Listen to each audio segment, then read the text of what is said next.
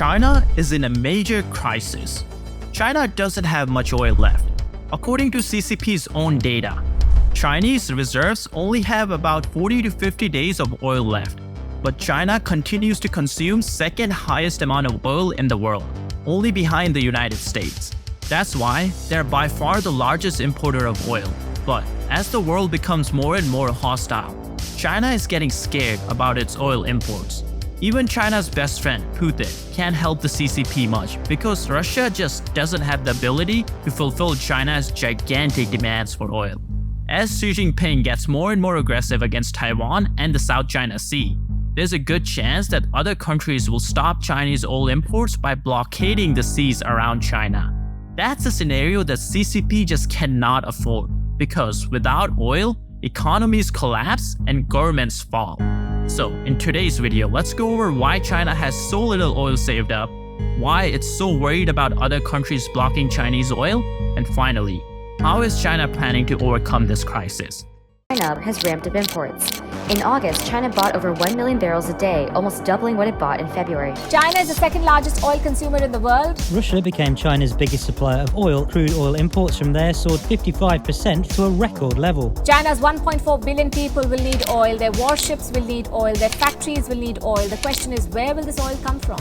As they're tapping the SPR, Strategic Petroleum Reserves, which are there for times of shortages or times of warfare, and it's really an unprecedented move by China. But first, like I have said before, my CCP videos get downvoted by CCP 50 Cent Army. So if you can just take a second and hit the like button below, it helps me out a lot. And lastly, we're trying our best to hit 1 million subscribers by the end of this year. So if you haven't subscribed, please scroll down and take a second to hit that subscribe button. Now, let's start. To understand China's current oil problems and why it cannot afford a war, we have to start by talking about China's history. And with almost all stories about China, it starts with talking about China's incredible economic growth over the past 2 decades. Yes, I know we've been talking about China's growth almost every video, but the truth is, it deserves to be mentioned. Looking at this graph, you can see that the growth that China has undergone is nothing short of miraculous. Even with all the lying about the GDP that CCP does, China moved from a third world country to a global superpower, one that is only second to the United States. This growth transformed China into a manufacturing powerhouse that makes anything and everything. So drastic was this growth that in 1980, China contributed just 2.26% to the global GDP. But now, well, China is responsible for almost 19% of global GDP. I mean, we might not like the government very much, but it's hard to argue with the economic progress the country has made. This growth, however, came at the stretching of resources and facilities. That brings us to one of the key parts of today's story, oil, and its role in China's rise. Back in the day, when China was not as developed as today, it was more than capable of taking care of its domestic oil needs. China had multiple oil fields and wells, and these provided People's Republic with everything it needed and more. This map shows you all the locations of China's oil fields and reserves that nation had available. Back in the day, China was so secure in its oil reserves that it actually exported heavily to Japan, as Japan had no oil fields to tap into. But things changed at the turn of the century when China started to ramp up manufacturing and the country went through its own version of industrial revolution. This changed China from an agriculture-based country to an industrial-based one, and this had a big effect on every level of the economy. As the nation grew in influence and its citizens became wealthier, the importance of oil only became more highlighted. Despite having massive oil deposits, China's annual oil demand was starting to exceed its annual supply due to excessive domestic demand from the manufacturing sector. In 1993, China produced only 1.2 billion barrels of petroleum, while the domestic demand was at almost 1.7 billion barrels. This led to China becoming a net importer of oil. Fast forward to today, where China relies heavily on oil to power its fleet of more than 250 million cars, as well as to sustain its colossal manufacturing industries. The PRC now imports over 75% of its oil from other nations, particularly from Africa, the Middle East, Canada, and South America. As it stands, China is the world's largest importer of oil and gas.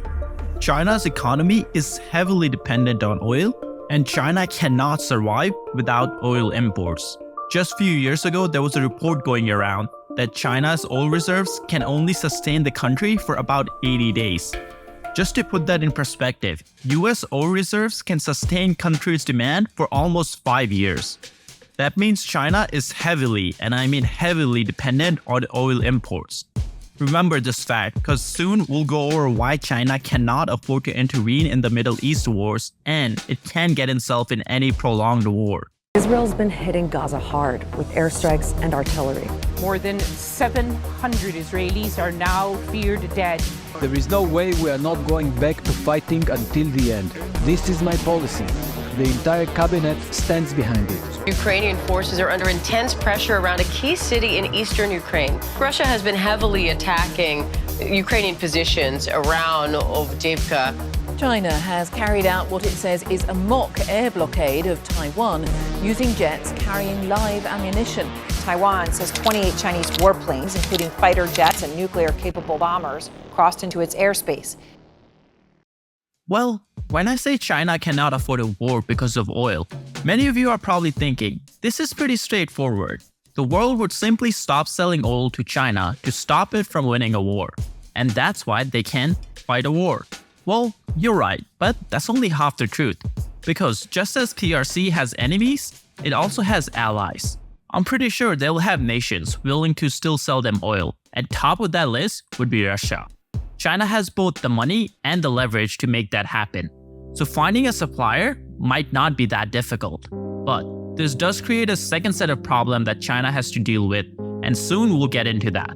But first, let's go over the problems with buying oil from Russia. And that has to do with logistics. This is where China's geography shows its ugly face. China's geographic position can be a bit problematic, and that's me using soft language. As mentioned before, China imports around 70% of its oil, and most of the oil that they import come from Gulf states. That means it is transported daily to China in many different ways. The shortest and the most feasible route to get to China is one that passes through the Strait of Malacca.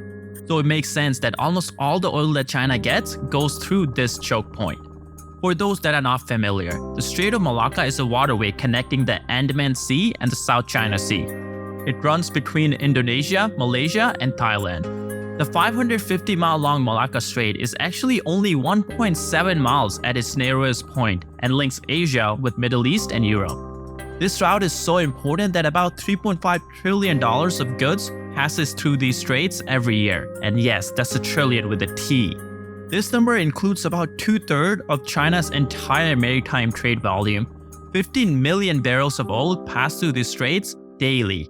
And around 85% of China's total oil imports pass through here. If this Malacca Strait we're talking about does not spell crucial with a capital C, then I don't know what does. This is why it's also a big headache for the CCP. You see, this choke point is not part of China, and therefore it's not under their control. The strait falls in the territory of Indonesia, Malaysia, Singapore, and Thailand.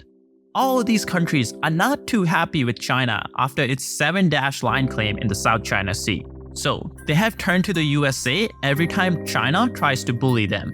The problem now is that because of its importance, this trade route is a military weakness and could endanger Beijing's energy supply were it to be shut off by an enemy state.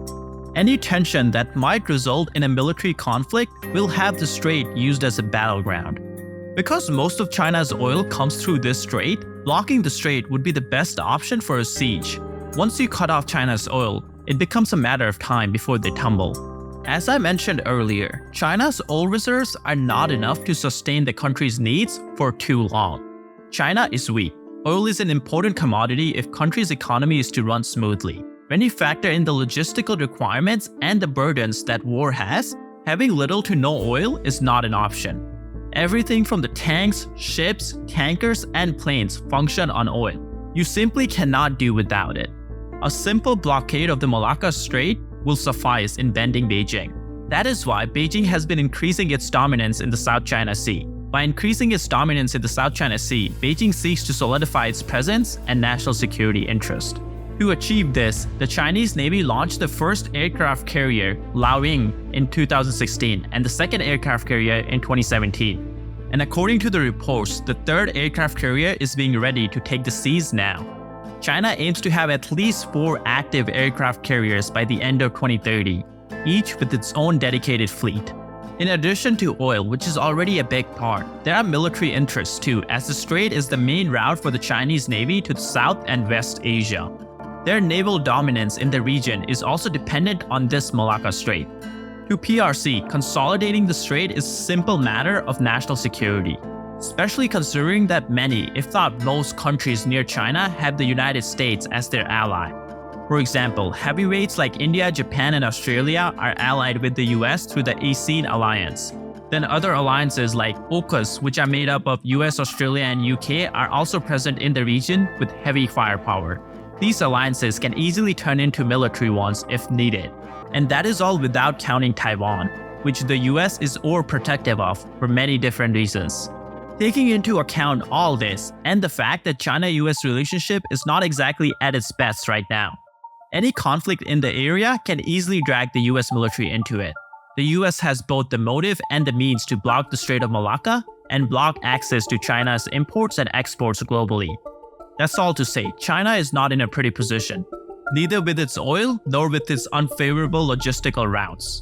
This oil dependency then leans heavily into why China simply cannot afford a war. And it's not like China doesn't know this. China realizes this, and it has been solidifying relationship elsewhere. In fact, it is Chinese diplomacy that has gotten it to where it is today. I spoke at the beginning of this video about the challenges that the Middle East and European wars are presenting to China.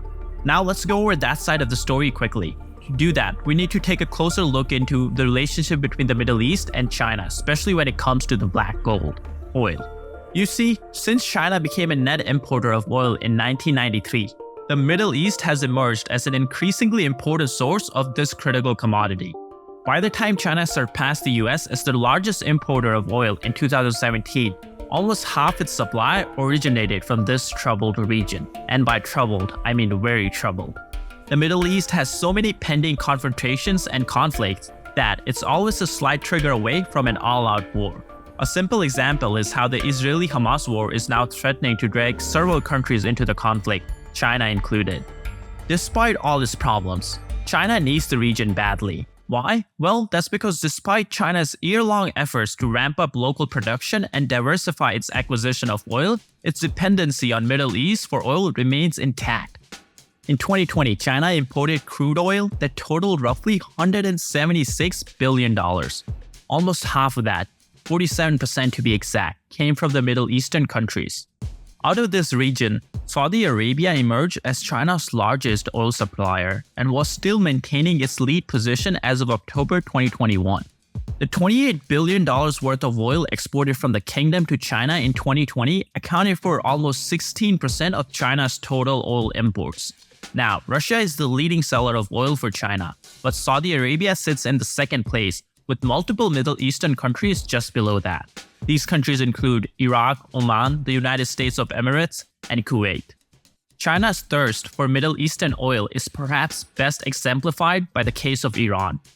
During 2020 and early 2021, Iran had exported almost 300,000 barrels of oil per day to China, despite US sanctions.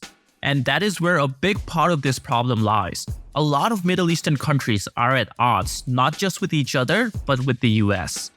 This gets them sanctioned by the US and much of the international community. By continuing to rely on these countries, China places itself in the line of fire. It's a tough position to be in because China simply needs the Middle East, and that is a challenge. Besides oil, the Middle East also provides another vital resource to China: natural gas. As one of the world's largest exporters of liquefied natural gas, LNG, Qatar recorded the second highest export volume of 106 billion cubic meter in 2020. That year, China received 8 million metric tons of LNG from Qatar, accounting for 20% of its total LNG imports. With China's demand for gas set to remain relatively strong over the next several years due to its energy needs, Qatar continues to be part of this important equation.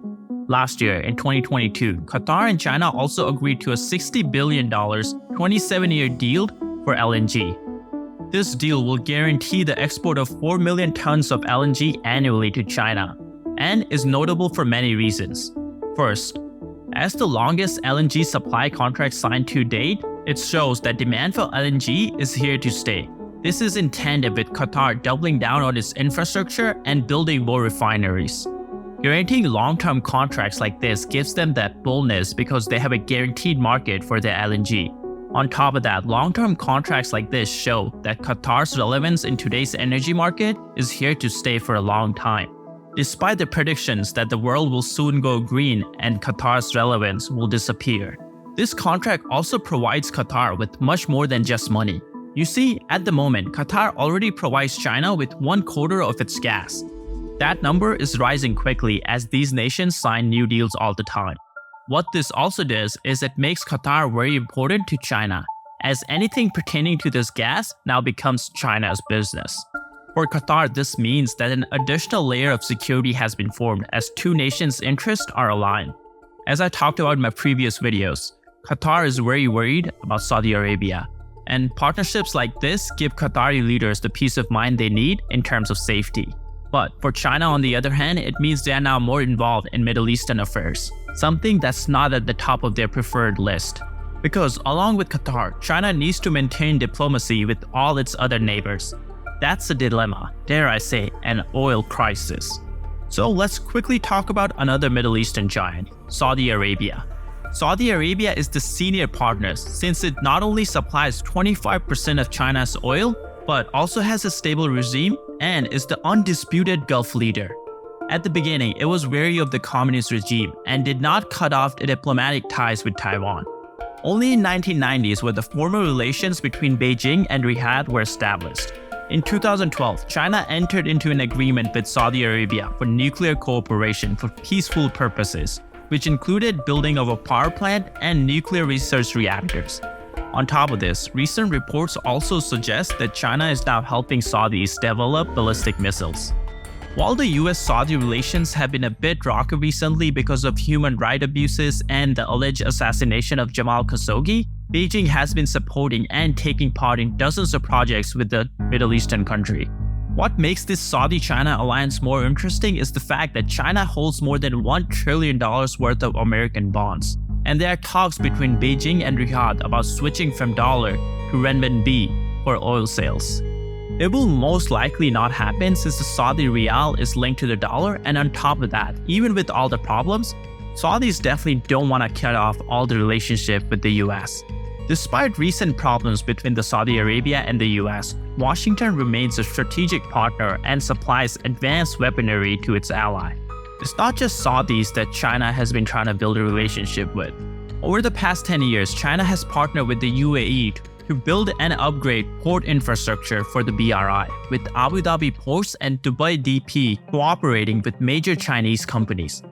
They have also set up friendly ports all the way to the Suez Canal. Same DP World also finances, builds, and operates ports from Aden in South Yemen to Berbera in Somaliland and Bosaso in Puntland.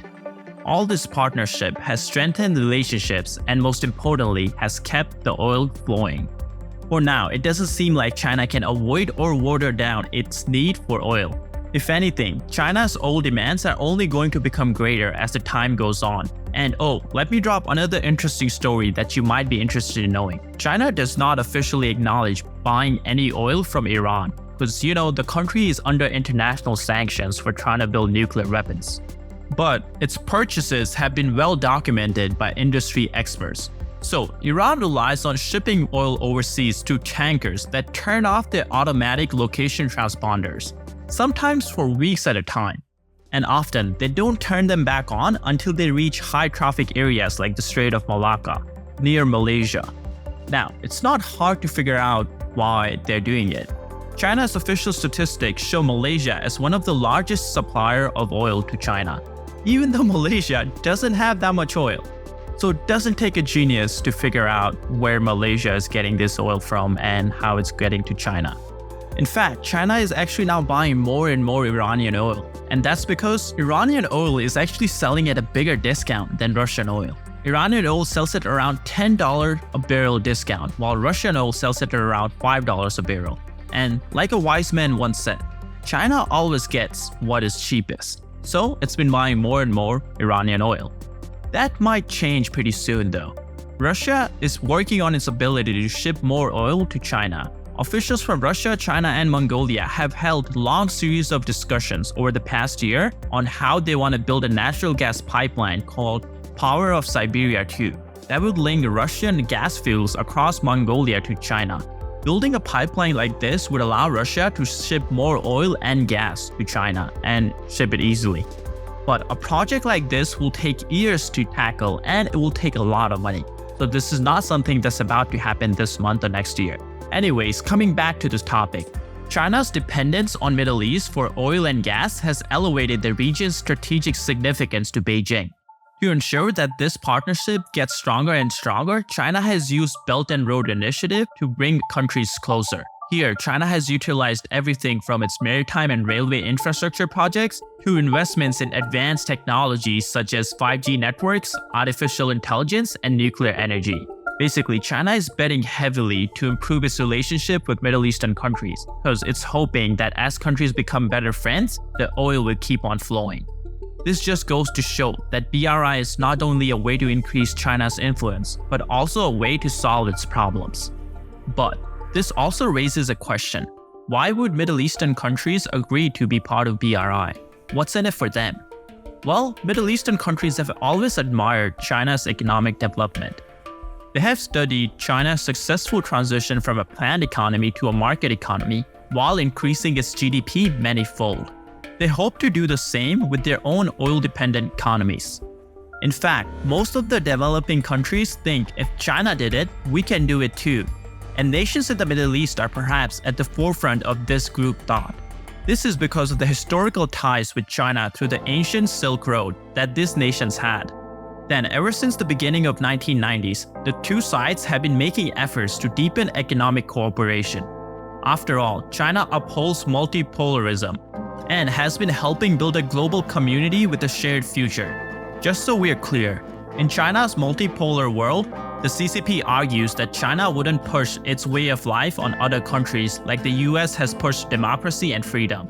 In this multipolar world, different regions and countries would have their own interests, values, and agendas, and they would cooperate or compete with each other on many issues. Coincidentally, this is exactly what the Middle East wants. In this context, the Belt and Road Initiative is of great importance to the Middle Eastern countries, especially to the Arab countries. Many countries in the region see the initiative as a project that will define the new global balance of power. The Middle Eastern countries hope China will play a bigger role in global economic relations along with the European Union, thus limiting the dominance of the United States in the global economy. The Arab countries, especially the Gulf countries, are aware of their importance to China because of their geostrategic locations in the global trade. In return, the relationship is mutual. China wants oil and gas from these countries, and they want to back China as a counterbalance to the USA. Their need to be on each other's good side means that BRI, in a way, eases the crisis that China is facing. One major advantage the Arab countries have is their supervision over important straits. Oman and Iran have supervision over the Strait of Hormuz. Yemen and Djibouti have the supervision over Bab el-Mandeb Strait, and Egypt has supervision over the Suez Canal. This gives the region a unique importance as a point of intersection of three continents: Asia, Africa, and Europe. Much like the Strait of Malacca, all these straits play an important role in the world trade. This fact alone makes this partnership an important cornerstone of China's energy security. The Middle Eastern countries were also among the first to support the Belt and Road Initiative. Perhaps more than anything, the volume of trade between China and Middle Eastern countries, which reached $507 billion in 2022, reflects the interest of the region in China's initiative. On top of that, China has established strategic partnerships in many fields with many different Middle Eastern countries in order to enhance mutual benefit. To be precise, China has established comprehensive strategic partnerships with 12 Arab countries and signed cooperation agreements under Belt and Road Initiative with 21 Arab countries and the Arab League. Also, 17 Arab countries have supported President Xi's Global Development Initiative, and 15 have joined the Asian Infrastructure Investment Bank. All this shows you why the Belt and Road Initiative is a hit and how it's solving China's oil crisis.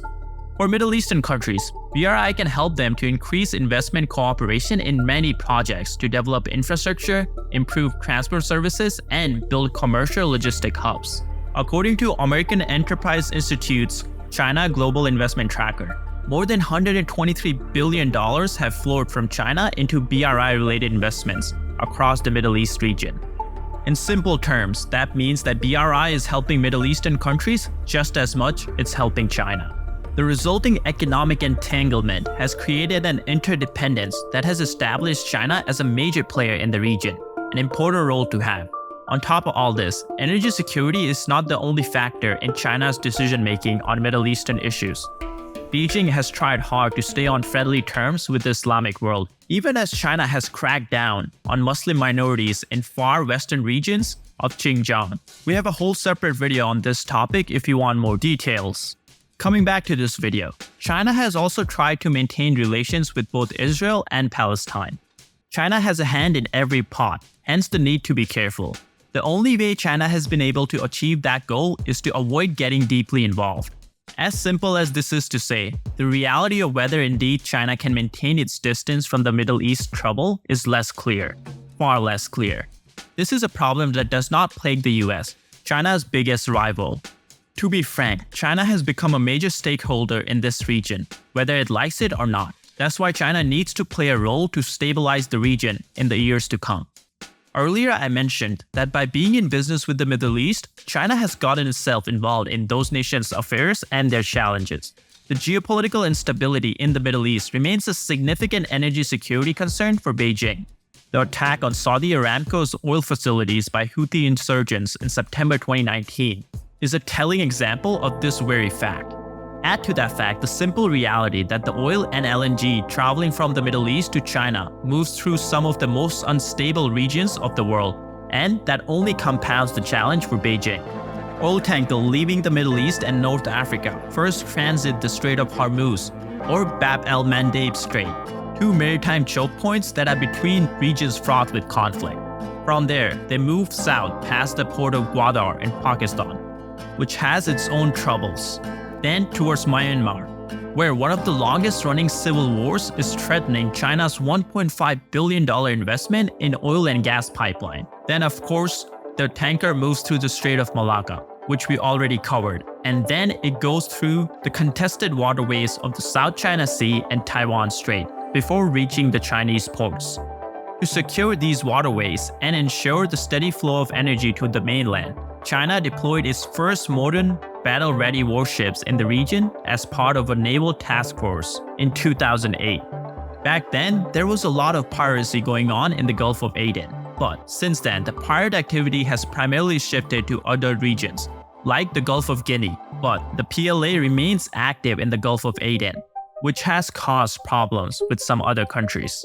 In previous videos, we have spoken about how China claims and dominates the South China Sea. Having an excuse to increase its military presence in this region is something CCP is surely happy about. A 2016 report by French Institute for International Relations says that China's anti-piracy missions have evolved from protecting Chinese shipping interests into a strategic forward deployment, contributing to the rise of Chinese sea power in the Indian Ocean. Beijing has sought to bolster the capacity of its deployment of military assets by establishing forward operating bases, such as the opening of first Chinese overseas base in Djibouti in 2017. China's moves are not coy either. Other state leaders are seeing just how militant China is and how they are using these security regions as a leverage to push an agenda. At a conference on Israel's China policy, Israel's former Mossad chief pointed out that China had recently constructed a pier large enough to accommodate an aircraft carrier at the naval base in Eastern African nation. Many other incidents exist of China using its connections in the Middle East to solidify various military positions. In late 2021, for example, US intelligence agencies found evidence of construction work on what they believed was a secret Chinese military facility in United Arab Emirates, which was stopped only after Washington's intervention. China's development of commercial ports and outposts around the world has been described by US officials as a clear effort to develop footholds for military access. From the Chinese perspective, Beijing needs this power. In order to safeguard its important oil imports, Beijing believes it needs the power to fight anyone in case of a blockade. Of course, people can come out and say that a blockade won't happen and name a lot of UN charters and rules while also calling into question the viability and sustainability of executing such blockade. But let's face it, there is no doubt that this possibility occupies an important place in China's strategic thinking. If the history is to be believed, the CCP mindset is to prepare for the worst and alleviate sources of weakness instead of hoping for the best. Evidence of this can be found in China's efforts to build pipelines in Myanmar, Pakistan, Iran, and Turkey, all with the goal of transporting oil and gas through land from Iran to China. Let's talk about the reasoning behind these projects for a sec. These projects are all designed to reduce the country's heavy reliance on critical maritime choke points. In addition to the construction of new overland routes, China has developed a significant strategic reserve of oil, which, according to Oxford Energy Institute, is estimated to contain 40 days' supply. It's not a lot, but it's something. Meanwhile, Chinese national oil companies CNPC, CNOOC, and Sinopec are planning to boost spending and are expected to drill 118,000 wells over the next 5 years. However, considering that only 2.4% of global proven oil reserves are located in China, the scope for increasing domestic production remains limited, meaning China will remain oil-dependent for foreseeable future. This is why its relationships are very important in the interest of safeguarding the nation's energy needs. At the moment, the Beijing-Moscow relationship is at an all-time high, with Putin and Xi Jinping growing closer by the day. This alliance has helped solve both nations' problems. For China, it gives them a new source of oil and gas, something that Russia has tons of. Importing more and more from Russia reduces the dependency that China has on the Straits and eliminates the risk of losing military confrontations. Both nations have also talked about new oil and gas pipelines directly connecting China and Russia. This is what the end product is supposed to look like. For Russia, China gives them a reliable market to sell their oil when the world shuns them. China has helped Russia overcome the sanctions that it experienced after it invaded Ukraine last year. However, it will take years and years before Russia will have the ability to transport enough oil to China so it wouldn't need outside oil. That is also why China is working with Pakistan and Bangladesh. Let's start with Pakistan first. The Pakistan-China oil pipeline is linking Gwadar port to Kashgar, China. It is part of a broader China-Pakistan economic corridor plan. As mentioned before, 80% of China's oil imports go through the Strait of Malacca. To cut down the travel time and diversify away from the risk of a blockade, CCP is building infrastructure in Pakistan to create another route for the oil to reach China. They have built a deepwater port at Gwadar and a rail line and roadway from the port to Xinjiang in West China. These projects were also meant to help Pakistan's economy, but unfortunately, things went really south for Pakistan, especially since they were dealing with China. To learn more about that, check out our specific video for Pakistan. But coming back to China's plan, once this corridor is functional, the existing 7,500 miles journey of the oil transportation to China will be reduced to just 1,500 miles. This is estimated to save China $2 billion per year. On top of Pakistan, China is also working with Bangladesh to create another route. The Bangladeshi government signed a framework agreement with China in 2016 for the construction of a pipeline to carry oil from tankers in Bay of Bengal to storage plants on mainland.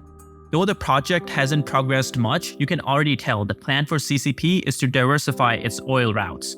Because of Strait of Malacca, CCP has learned to never depend on one country or one solution. Because in geopolitics, there are no permanent friends, only permanent interest.